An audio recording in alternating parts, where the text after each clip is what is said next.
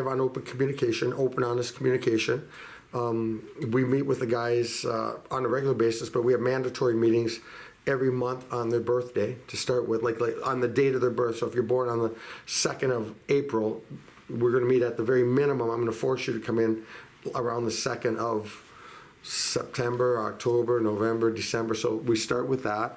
We have a great we have a good staff that, with medical people and things like that. We have Sarah Dowd on staff that's a sports what did you call it? Psychologist and counselor. Yeah, psychologist and counselor for the athletes to be able to get outside of the program and do things, be able to talk and do things that will help them. And then, as a staff, we look for, I know we look for triggers if we see something going on, and we often do it to find out what's going on. And if it seems to be pretty quiet, we can't find out, then I'll reach out to Sarah and I'll say, I just have a little concern about this or that individual, and maybe just nothing, obviously probably nothing, but just looking to help. So I think it starts with communication, starts with having them feeling they have a family atmosphere and a lot of love and trust, and in that regards. And then we certainly have to separate the sport of hockey from the the individual. Love the player, hate the play. You know what I mean? So they have to know that we care about them and that we're there for them.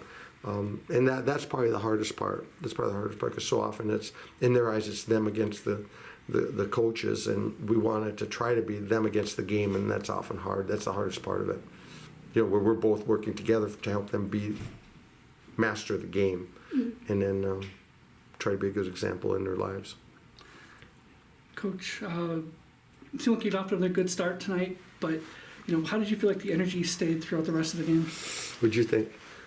Felt like the second and third didn't feel the same. I think that, and it didn't. I was, it's interesting. Last night, had we lost, my message in the room was, fellas, you played a good game. That's the way that, that's the way it's going to go. You continue to play like that, continue to grow and get better. Things will work out in the end for us, and we'll be approaching what our potential is. That would have been my message last night, and it's an overtime game, and we end up winning it. Tonight, I feel the other side of it. Now, I do think that the players gave an effort. Like, I think their effort was good. We battled hard around the net, and we were involved in a lot of battles, but I thought our brains were not good. I mean, we were often in positions, and then we just lose that position. We just let it get away from us, and a lot of turnovers. I got to think that we had nearly 50 turnovers. There were a number of times where we had guys, defensemen, with 3 and 4 on a shift, and last night we had 16 total, and so it was. I thought our brains weren't good. Now, what I feel is that often in Mental Health Awareness Week, I think often when conditioning is the root of it, the first thing to go is the brain.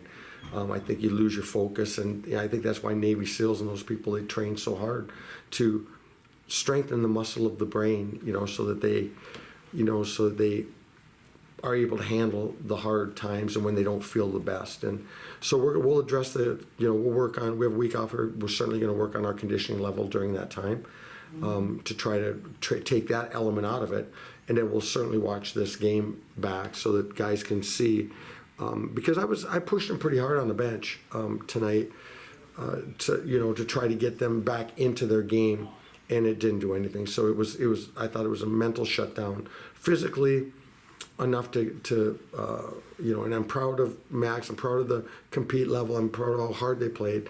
I just didn't think we had a Division I, mentality tonight. Max only gives up 1 goal after 31 shot attempts there, or shots on goal. Yeah. Did you like his performance tonight and this weekend over at all? Loved it. He was on top of it, and he looked. I won't say he looked big in the net. Like he's a pretty big kid that actually looks fairly small. He's kind of like Jonathan Quick. That's a 6'2", 6'3", 200-pounder that looks doesn't look as big in the net, and Max kind of has that really deep crouch, and he kind of sits back a little bit, and so he's not upright as much. So, but I thought he competed, he was square, he fought for pucks.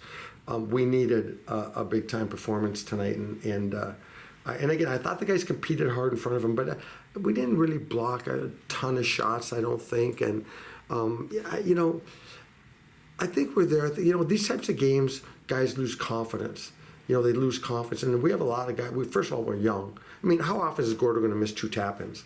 You know what I mean? And then on top of that, like I said on the last interview, and this kind of just is how our mental side was. They pull their goalie and they set up behind their net, and Gordo chases behind the net. And so now he beats us up. So now it's really 6-on-4 on a line rush with the goalie out entering zone. And that doesn't, you know, he's not going to do that 99% of the time. So they were able to bring it to a hard place where they taxed our mental capacity in this game. And that's, if you're going to win championships, that's why I love, that's what I love about pro hockey, and that's what I love about even major junior hockey. 7-game series is where I mean, good luck. You know, if a team's going to bring it every night and pound on you every night, and you're going to have to pound back, and so that team they're a good team, and they worked really, really hard. I know that their coaches certainly wanted to win, and they certainly deserved to win in one of these games, for sure. We were fortunate, and like I said, last year we didn't get a win until November. Like, it was November till we got a win. We've got 2 now, so effort was there. We just got to play with more intelligence, and I think part of that was probably, conditioning, and then we'll look at some video. You put Trevor in tonight for Bartle. How did you feel like he performed? Hard to tell.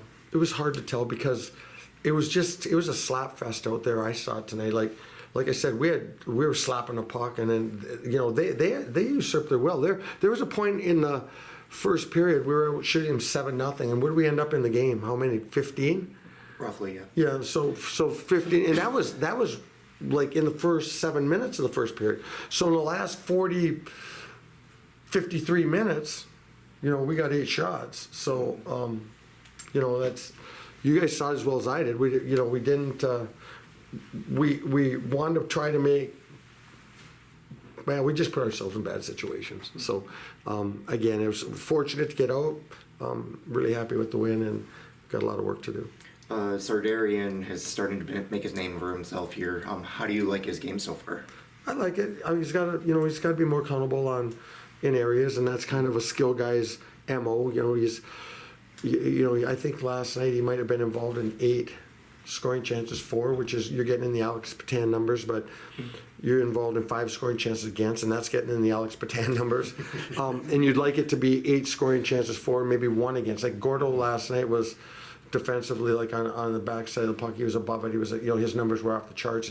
I think his Corsi, I think he was on the ice, including, like, his line mates were on the ice for like 5, 6, 7, shot attempts against, and he was 1. Like, he was 1 in 18.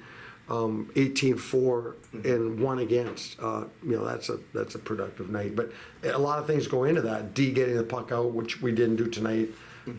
Winning battles, which we didn't do tonight. And again, we were in them. And I love the group. I love the kids. I love the kids. So it's it's part of, we got to try to help them learn it. And that's the limiting factor for a lot of guys. I mean, what's the difference between player A and player B? Mental awareness. What's the difference between player A and player B? When one guy might skate better than the other, but he's not.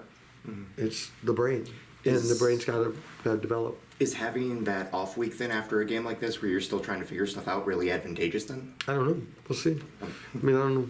But, we'll use it. I'm not going to use it to rest. I'll tell you. Like later in the year, we might use it, give the guys a couple days off, but we're certainly not going to use it to rest. Right now is we have to try to make things. We have to try to make things like difficult for them as far as the play. But the hard part about that is, they have to make things difficult for each other in the way that they practicing for performance. So if they go through the motions on the way they practice, if they don't take advantage of these 2 weeks, it's going to be, what's it matter? You know what I mean? But so if they look at it to try to get better out of it and try to push each other to get better instead of having sympathy for each other, then we'll get something out of it. Thank you very much. Thanks.